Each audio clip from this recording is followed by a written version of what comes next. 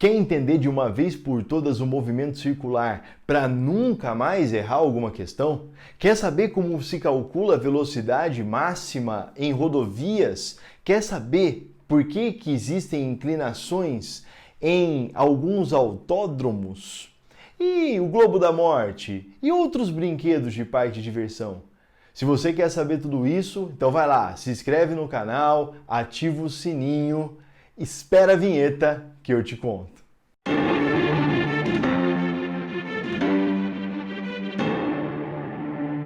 Aqui, duas situações bem comuns nos exercícios e bem simples também, tá? Aqui a gente tem uma depressão, uma valeta, alguma coisa que um morro, né? Uma lombada, algo assim. A única coisa que você precisa se lembrar é que em ambas as situações o objeto tem velocidade. Então, ó, nessa situação aqui, por exemplo, se ele estiver parado, aí não, se ele estiver parado, então o que vai acontecer? O peso e a normal vão ser iguais. Mas como ele está em movimento, como existe movimento, quer dizer, daqui, por exemplo, ó, tanto se ele for para trás quanto para frente, ele vai descer. Aqui, tanto se ele for para direita ou para esquerda, ele vai subir. Quer dizer, vai mudar o vetor velocidade. E se vai mudar o vetor velocidade, a gente obrigatoriamente tem que ter aceleração. E para ter aceleração, a gente precisa ter força, resultante de forças. Quais são as forças? Ah, Virgílio, então aqui a gente tem a normal, não é isso? E o peso. O peso, tanto aqui quanto aqui, vão ter o mesmo valor, tá? É o mesmo peso, é o mesmo objeto. A diferença é que aqui, olha, a normal vai ser maior. E aqui, a normal vai ser menor. Por quê? Porque a normal, a resultante das forças, vai ter que apontar na direção radial para o centro. Então, nesse caso aqui, ó, normal é maior que o peso. Quer dizer, se você estiver sentado em uma balança, a indicação da balança vai ser maior que a indicação do seu peso de verdade. E aqui, a normal vai ser menor que o peso. Dentro de um exercício, a diferença vai ser que, para este caso, nós vamos ter normal menos peso, mv² sobre raio. E para este caso, peso menos normal, mv² sobre raio. Aqui é muito comum, por exemplo, questões envolvendo o avião. Então está o piloto do avião fazendo uma manobra, tá? Sentado em cima de uma cadeira que tem uma balança, e aí perguntam a indicação da balança. Ou perguntam o raio da trajetória, enfim. Mas, geralmente, as questões são simples. O problema é você interpretar, que é a minha função aqui nessa aula, tá bom? Talvez eu acho que a questão que mais aparece nos vestibulares, o globo da morte. E a velocidade mínima para fazer ou para percorrer esse globo. Olha só, o globo ele tem um raio, então a gente já sabe disso, tá? Tem um ponto central e tem o raio. Bom, se eu pedisse para você desenhar as forças, eu acho que você não teria nenhuma dificuldade. Aqui você desenharia o peso e a normal maior que o peso. Por que isso? Porque você sabe que ele vai para cima. Não é?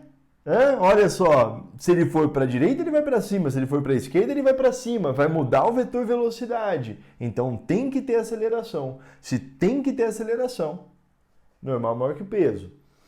Nesse caso, o peso nós vamos desenhar do mesmo tamanho, porque é o mesmo piloto, tá bom? E aí nós esperamos que a normal apareça aqui para baixo. Tá certo? Nós esperamos que a normal apareça aqui. Bom, só que o que eu quero é a mínima velocidade para ele seguir essa trajetória. A mínima velocidade. Quer dizer, eu quero uma situação em que não exista, ou praticamente não exista contato. Tá vendo? Então eu pego aqui a direção tangente do movimento e eu não quero contato. Então, a normal, ela é igual a zero. Ah, Virgílio, mas e se for aqui, por exemplo? Se a normal aqui... Imagina o seguinte, ó, se a normal aqui for virar zero, ele vai fazer esse movimento aqui. Nesse ponto, por exemplo, você fala assim, Virgílio, mas se a velocidade chegar aqui e for zero? Então imagina, ele vai subir e vai chegar... Ele nem chegaria, mas vamos imaginar que chegue.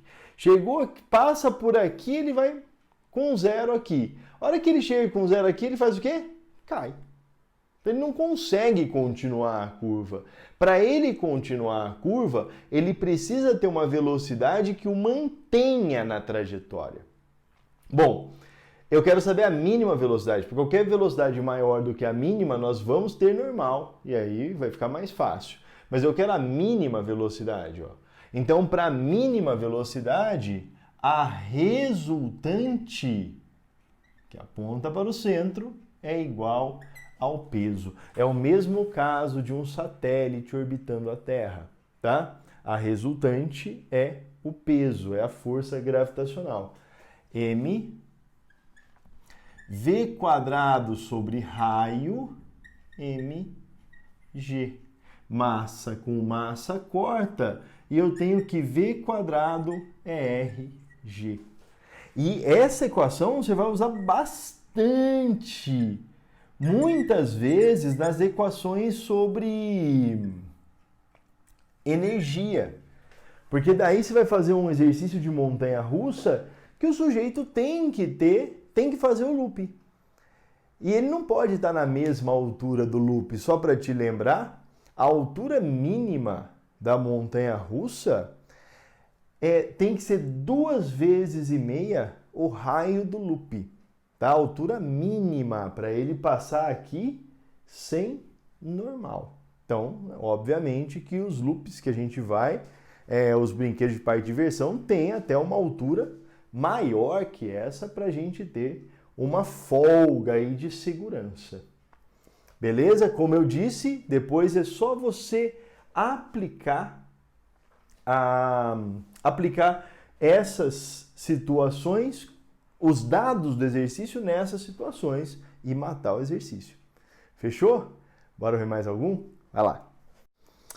Aqui, nessa lousa, nós temos duas situações muito interessantes. A primeira é uma curva sem inclinação e a outra é uma curva com inclinação.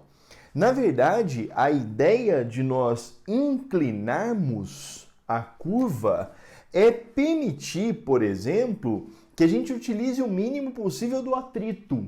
Então, para essa situação, nós vamos considerar que essa superfície é uma superfície sem atrito. Tudo bem? Uma superfície lisa.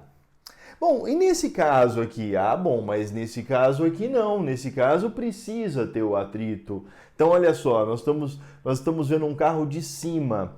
O que eu sempre falo, e aí vocês já devem estar cansados de ouvir, né?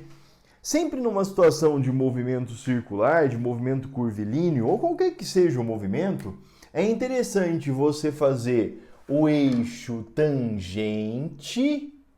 Então, olha, eixo tangente ao movimento e o eixo normal ao movimento.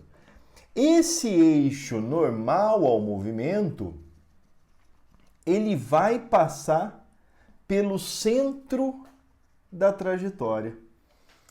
Bom, vamos lá? A velocidade, ela sempre aparece para nós tangente, mas não é o que eu vou me preocupar agora. A força normal, ela está saindo da lousa e a força peso está entrando na lousa.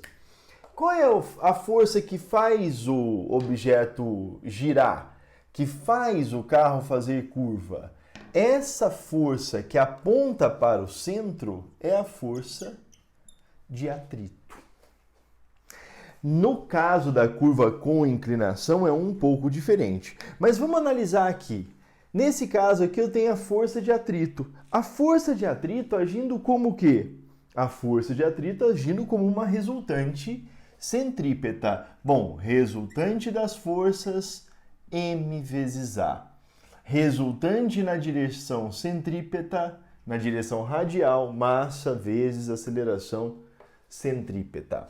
Φ é igual a M vezes aceleração centrípeta. Φ, coeficiente vezes a normal. Nesse caso, a normal vai ser o peso. É igual a massa, a aceleração centrípeta. Coeficiente vezes M vezes G, M vezes V ao quadrado sobre R. Ah, dá para tirar a massa, né, Virgílio? Dá. Então, nessa situação, a gente independe da massa. Faço a multiplicação em cruz e olha que interessante. Mi vezes R vezes G. Ou a raiz quadrada de Mi R G. Aqui, algumas consequências bem interessantes. Por exemplo, quanto maior é o raio, mais velocidade você pode ter. Quanto maior é o coeficiente, mais velocidade você pode ter. Então, por exemplo, se o seu pneu fica careca, o coeficiente diminui, tem que diminuir a velocidade. Quer fazer uma curva fechada, o raio diminui, a velocidade também tem que diminuir. Agora, e no caso da curva com inclinação? Aí a direção tangente está para nós aqui, ó. Tá, o carrinho está vindo aqui para frente. A direção tangente está para nós. Quais são as forças que agem? Se você parar para pensar, a gente tem aqui a força peso, não é? Então, olha só. Vamos lá, cheia aqui a caneta. A força peso e a força normal. Olha só, então nós temos aqui a força normal e a força peso. Agora, veja que interessante. Essa figura, vamos analisar aqui. Olha só, a gente tem um triângulo. Ó, vou fazer bem assim, ó.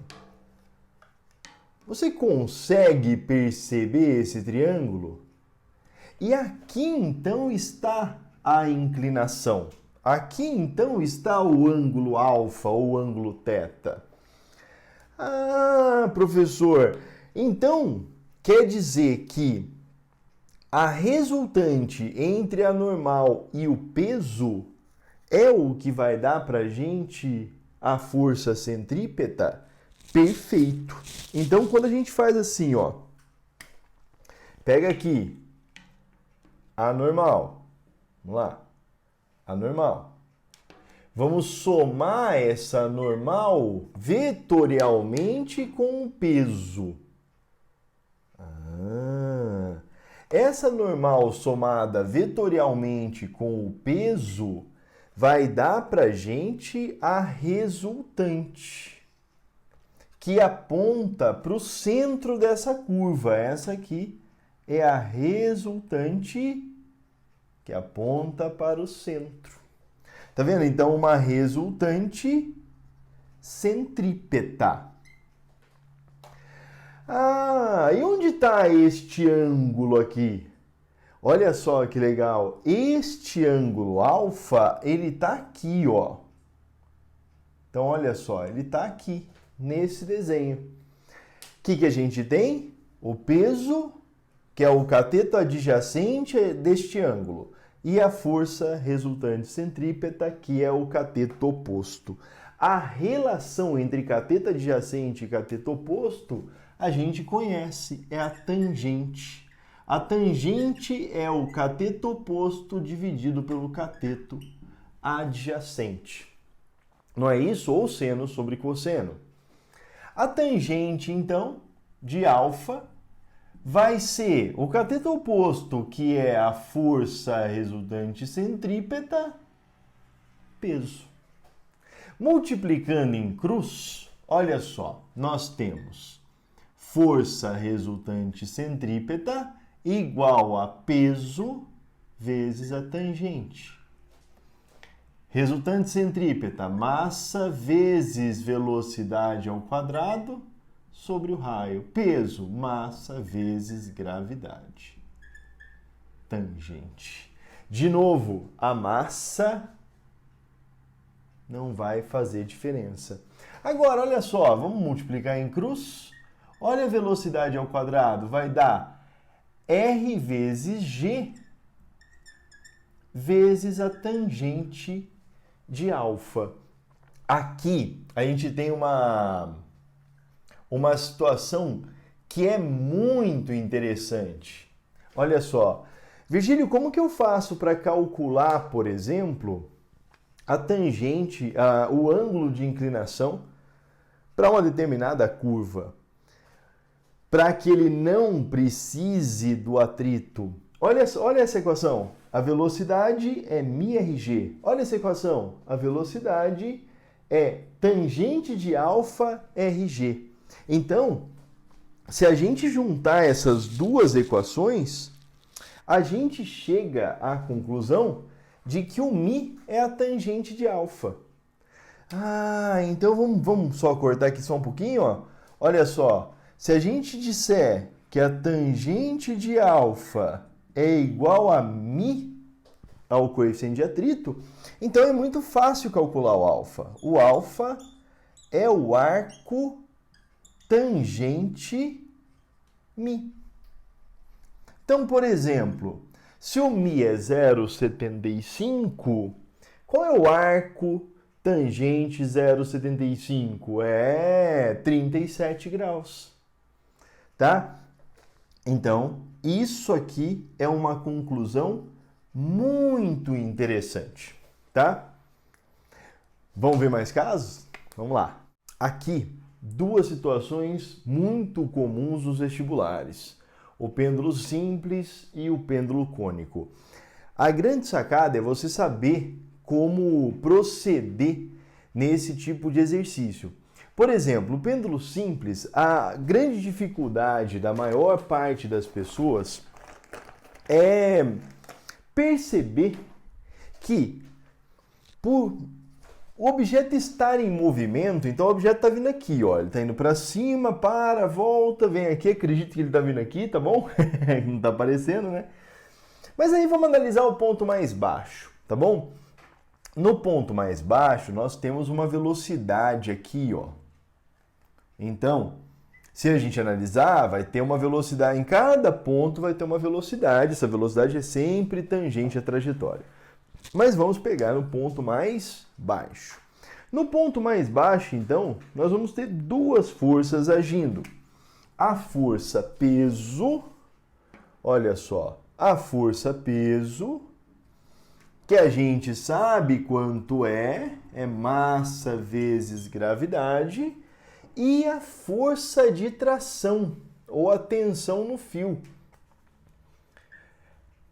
Olha só, mas o móvel está em movimento. Então, se ele está em movimento, o que a gente sabe?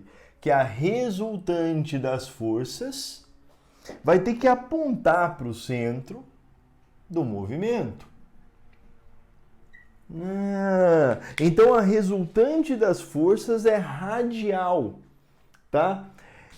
Essa resultante, a grande sacada, é você perceber que essa força resultante, que é massa vezes a aceleração, no caso centrípeta, essa força resultante é calculada por tensão menos peso, mv² sobre raio.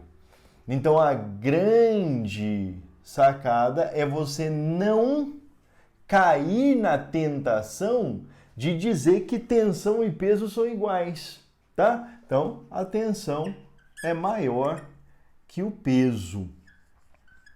E no pêndulo cônico? Ah, no pêndulo cônico, olha só, então ele está girando assim, tá?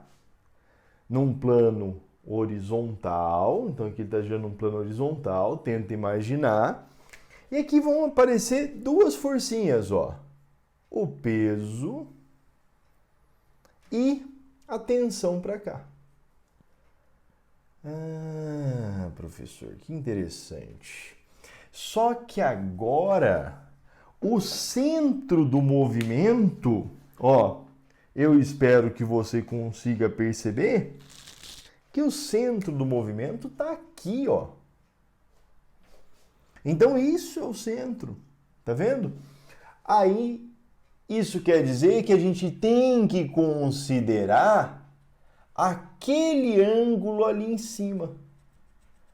Nós temos que considerar aquele ângulo. E aí, chamar de θ.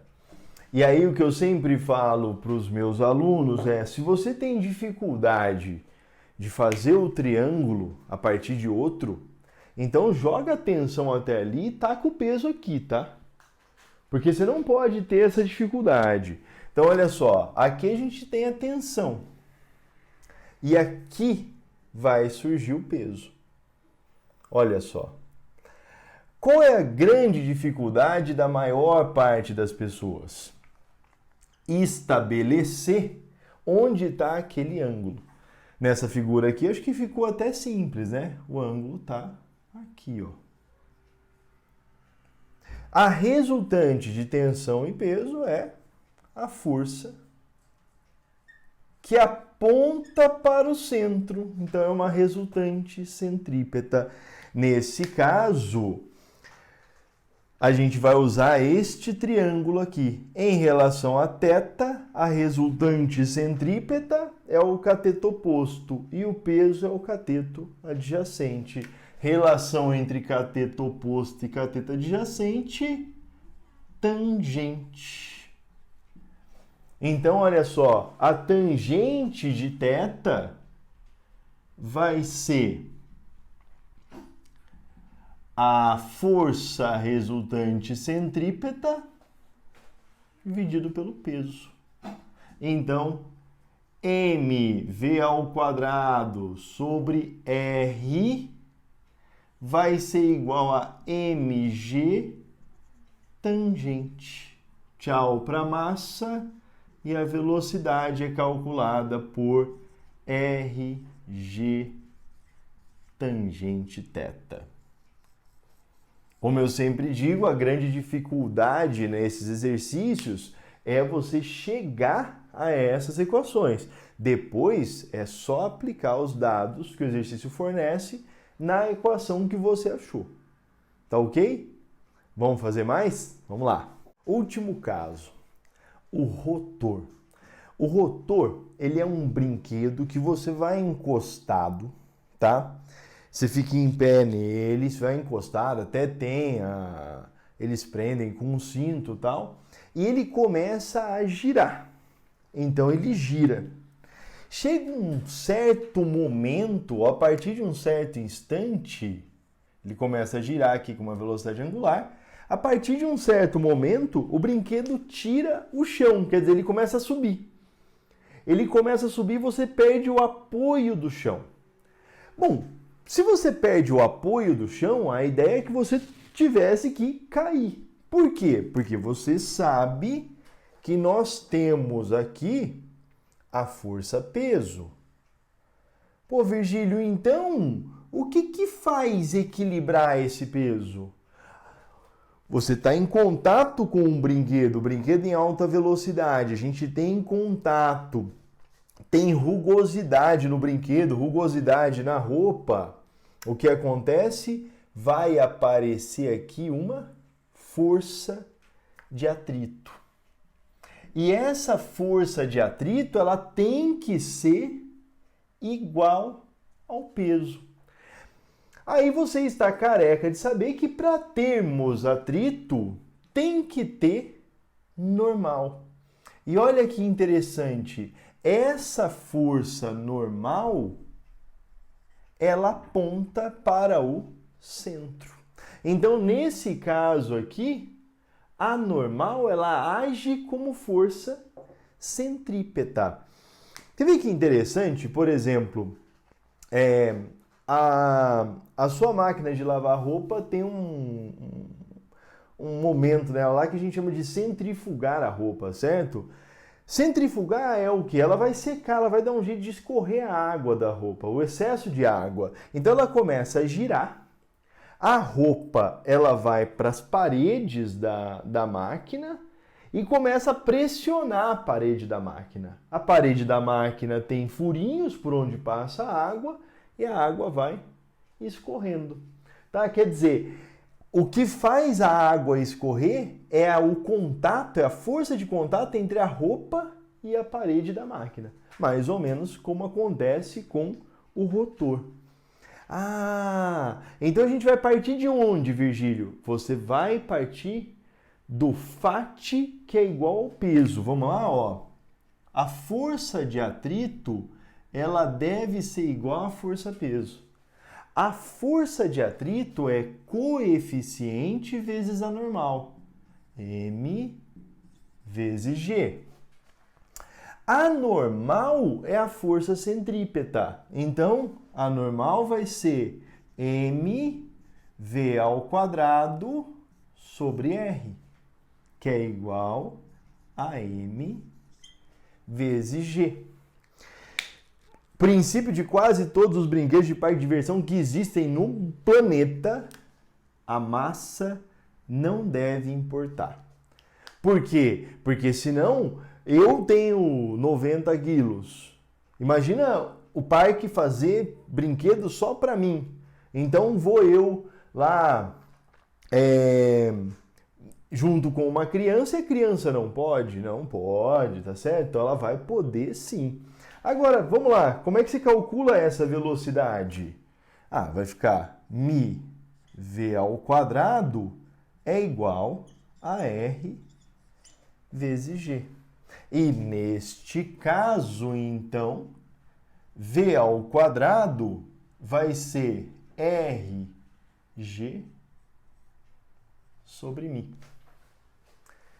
Viu que interessante? Aqui, ó, quanto menor for o coeficiente, maior vai ter que ser a velocidade. Então, se você prestou bastante atenção em todos os casos, as equações são muito parecidas. Elas mudam em alguns detalhes. Então, lembra na curva sem inclinação? Na curva sem inclinação é μRG. Quer dizer, quanto maior o μ, maior pode ser a velocidade. Aqui, o coeficiente e a velocidade são inversamente proporcionais. E o quadrado da velocidade são inversamente proporcionais. Por quê? Porque aqui, quanto menor for o μ, mais rápido o brinquedo terá que girar. Então, a gente parte sempre da mesma equação, tá certo? Para chegar em soluções diferentes. É isso que você vai ter que ficar muito esperto, esperta no vestibular. Tá certo? Bom, essa foi a nossa aula de dinâmica de movimento circular. Então agora é pegar os exercícios e ver como aplicar isso. Até já!